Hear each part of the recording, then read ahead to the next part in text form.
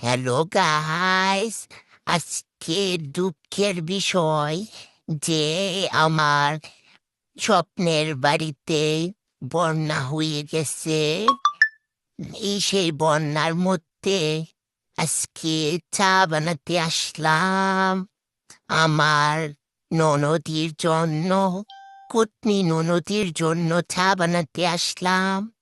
আপনারা চুপি চুপি দেখুন। উম, পুটনি ননদের জন্য একটা গান বানাবো।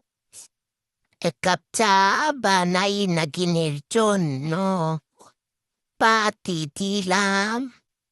পাতি ডালে নাকে, পরে নাকি মরিচ দিলাম, হলুদ দিলাম, লবণও দিলাম, বিষ দিলাম সামান্য।